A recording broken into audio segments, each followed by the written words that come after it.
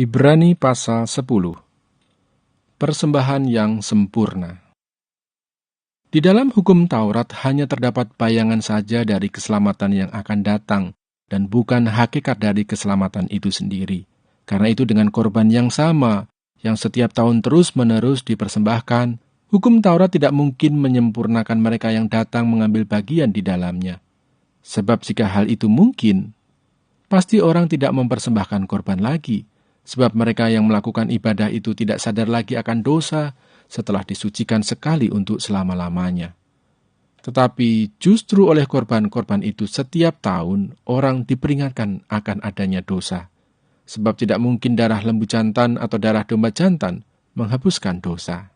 Karena itu ketika ia masuk ke dunia, ia berkata, "Korban dan persembahan tidak engkau kehendaki, tetapi engkau telah menyediakan tubuh bagiku.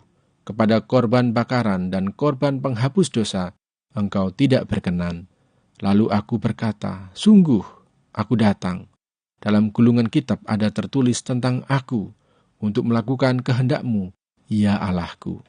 Di atas ia berkata, "Korban dan persembahan, korban bakaran dan korban penghapus dosa, tidak engkau kehendaki dan engkau tidak berkenan kepadanya, meskipun dipersembahkan menurut hukum Taurat." Dan kemudian katanya, "Sungguh aku datang untuk melakukan kehendak-Mu." Yang pertama ia hapuskan supaya menegakkan yang kedua. Dan karena kehendaknya inilah kita telah dikuduskan satu kali untuk selama-lamanya oleh persembahan tubuh Yesus Kristus. Selanjutnya setiap imam melakukan tiap-tiap hari pelayanannya dan berulang-ulang mempersembahkan korban yang sama sekali tidak dapat menghapuskan dosa.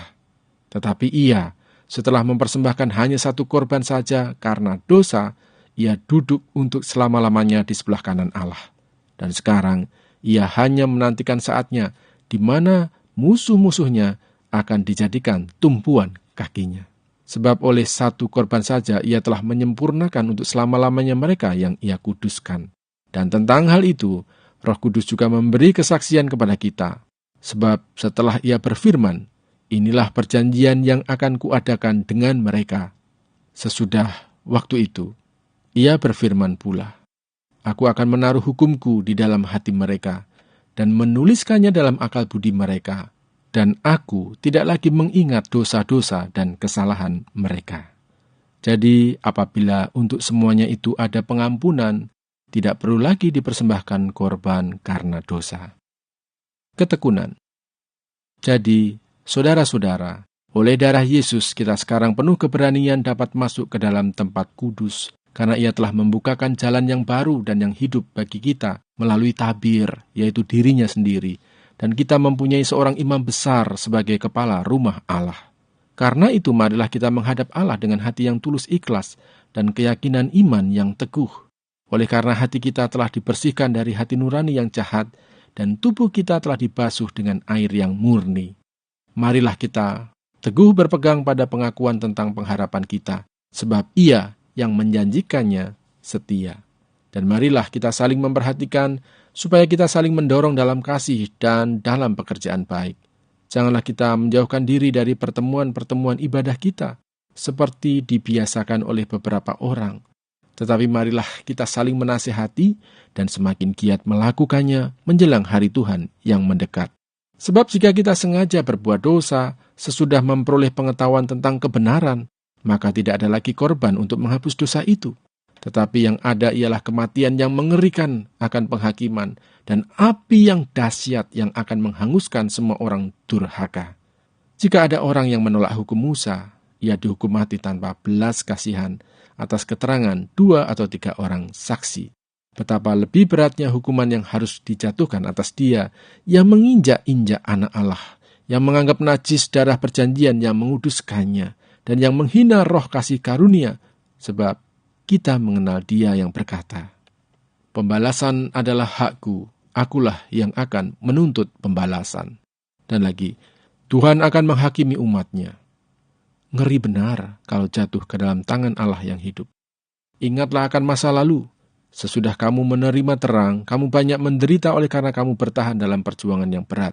Baik waktu kamu dijadikan tontonan oleh cercaan dan penderitaan, maupun waktu kamu mengambil bagian dalam penderitaan mereka yang diperlakukan sedemikian. Memang kamu telah turut mengambil bagian dalam penderitaan orang-orang hukuman, dan ketika harta kamu dirampas, kamu menerima hal itu dengan sukacita, sebab kamu tahu bahwa kamu memiliki harta yang lebih baik dan yang lebih menetap sifatnya.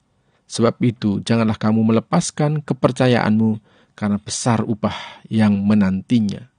Sebab kamu memerlukan ketekunan, supaya sesudah kamu melakukan kehendak Allah, kamu memperoleh apa yang dijanjikan itu.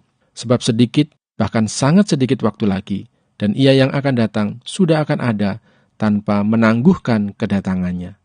Tetapi orangku yang benar akan hidup oleh iman, dan apabila ia mengundurkan diri, maka aku tidak berkenan kepadanya.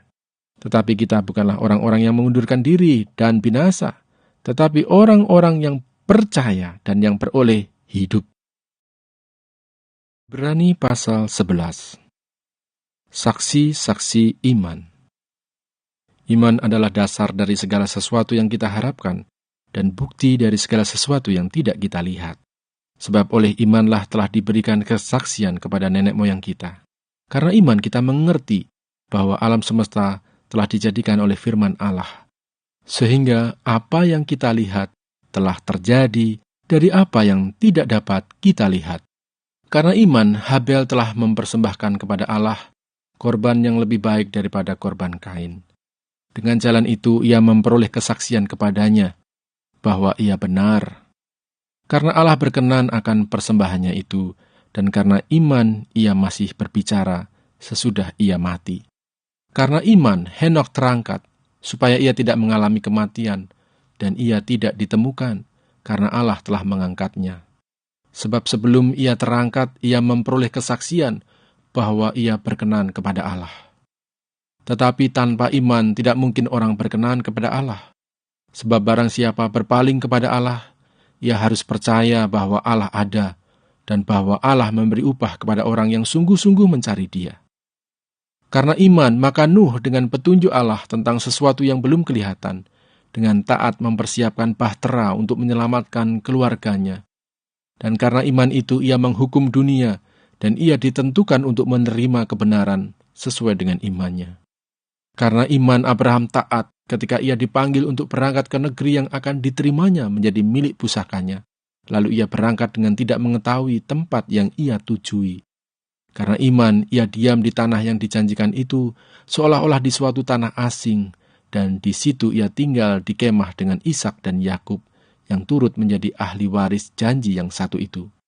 Sebab ia menanti-nantikan kota yang mempunyai dasar, yang direncanakan dan dibangun oleh Allah. Karena iman ia juga dan Sarah beroleh kekuatan untuk menurunkan anak cucu, walaupun usianya sudah lewat, karena ia menganggap Dia yang memberikan janji itu setia. Itulah sebabnya, maka dari satu orang, malahan orang yang telah mati pucuk, terpancar keturunan besar seperti bintang di langit dan seperti pasir di tepi laut yang tidak terhitung banyaknya. Dalam iman mereka semua ini telah mati sebagai orang-orang yang tidak memperoleh apa yang dijanjikan itu, tetapi yang hanya dari jauh melihatnya dan melambai-lambai kepadanya dan yang mengakuinya bahwa mereka adalah orang asing dan pendatang di bumi ini. Sebab mereka yang berkata demikian menyatakan bahwa mereka dengan rindu mencari suatu tanah air. Dan kalau sekiranya dalam hal itu mereka ingat akan tanah asal yang telah mereka tinggalkan, maka mereka cukup mempunyai kesempatan untuk pulang ke situ. Tetapi sekarang mereka merindukan tanah air yang lebih baik, yaitu satu tanah air surgawi. Sebab itu Allah tidak malu disebut Allah mereka, karena Ia telah mempersiapkan sebuah kota bagi mereka. Karena iman, maka Abraham, tatkala ia dicobai, mempersembahkan Ishak. Ia yang telah menerima janji itu, rela mempersembahkan anaknya yang tunggal, walaupun kepadanya telah dikatakan, keturunan yang berasal dari Ishaklah yang akan disebut keturunanmu. Karena ia berpikir bahwa Allah berkuasa membangkitkan orang-orang sekalipun dari antara orang mati, dan dari sana ia seakan-akan telah menerimanya kembali. Karena iman, maka Ishak sambil memandang jauh ke depan, memberikan berkatnya kepada Yakub dan Esau. Karena iman maka Yakub ketika hampir waktunya akan mati memberkati kedua anak Yusuf lalu menyembah sambil bersandar pada kepala tongkatnya. Karena iman maka Yusuf menjelang matinya memberitakan tentang keluarnya orang-orang Israel dan memberi pesan tentang tulang belulangnya. Karena iman maka Musa setelah ia lahir disembunyikan selama 3 bulan oleh orang tuanya karena mereka melihat bahwa anak itu elok rupanya dan mereka tidak takut akan perintah raja.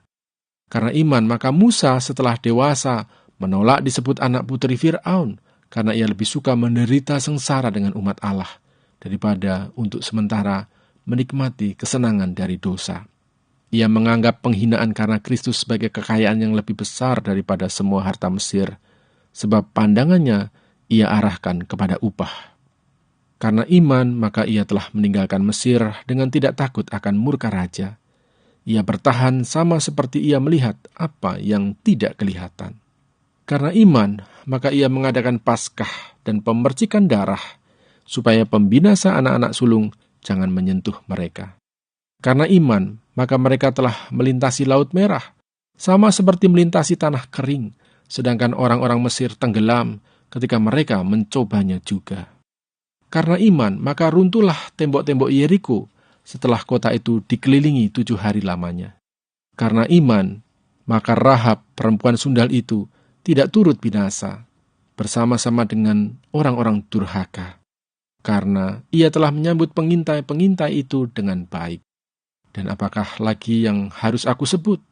Sebab aku akan kekurangan waktu apabila aku hendak menceritakan tentang Gideon, Barak, Simson, Yefta, Daud dan Samuel dan para nabi, yang karena iman telah menaklukkan kerajaan-kerajaan, mengamalkan kebenaran, memperoleh apa yang dijanjikan, menutup mulut singa-singa, memadamkan api yang dahsyat.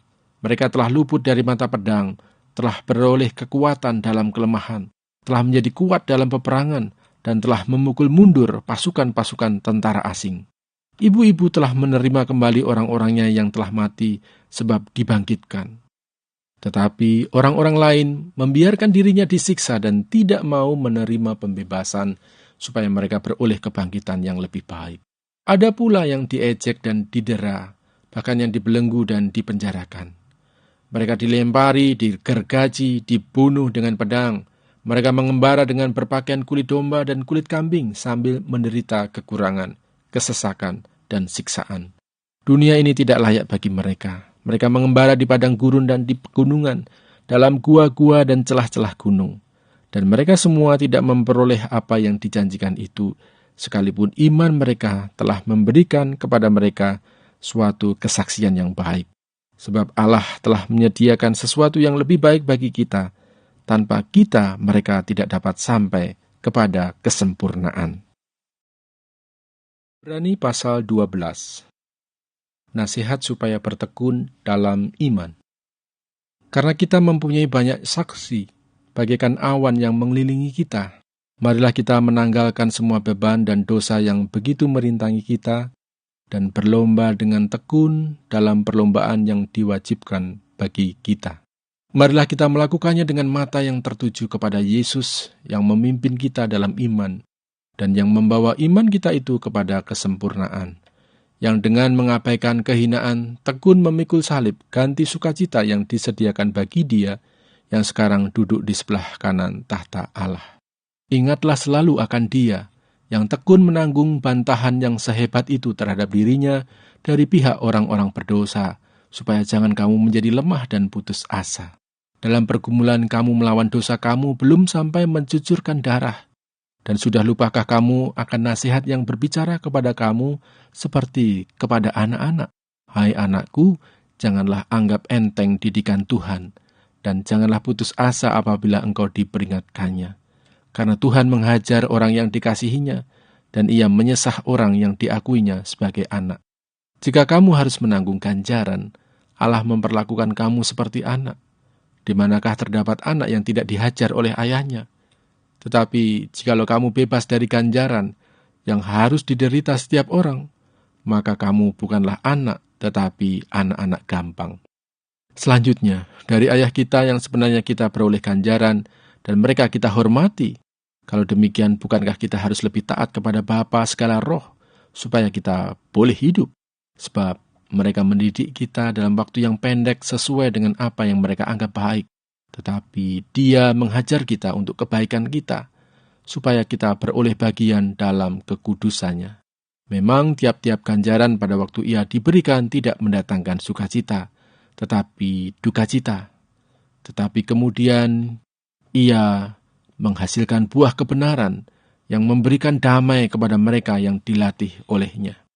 Sebab itu, kuatkanlah tangan yang lemah dan lutut yang goyah, dan luruskanlah jalan bagi kakimu, sehingga yang pincang jangan terpelecok, tetapi menjadi sembuh. Berusahalah hidup damai dengan semua orang dan kejarlah kekudusan, sebab tanpa kekudusan tidak seorang pun akan melihat Tuhan. Jagalah supaya jangan ada seorang pun menjauhkan diri dari kasih karunia Allah, agar jangan tumbuh akar yang pahit yang menimbulkan kerusuhan dan yang mencemarkan banyak orang. Janganlah ada orang yang menjadi cabul atau yang mempunyai nafsu yang rendah seperti Esau, yang menjual hak kesulungannya untuk sepiring makanan. Sebab kamu tahu bahwa kemudian ketika ia hendak menerima berkat itu, ia ditolak, sebab ia tidak beroleh kesempatan untuk memperbaiki kesalahannya, sekalipun ia mencarinya dengan mencucurkan air mata. Tanggung jawab yang berat. Sebab kamu tidak datang kepada gunung yang dapat disentuh dan api yang menyala-nyala, kepada kekelaman, kegelapan, dan angin badai, kepada bunyi sangkakala dan bunyi suara yang membuat mereka yang mendengarnya memohon, supaya jangan lagi berbicara kepada mereka, sebab mereka tidak tahan mendengar perintah ini. Bahkan jika binatang pun yang menyentuh gunung, ia harus dilempari dengan batu.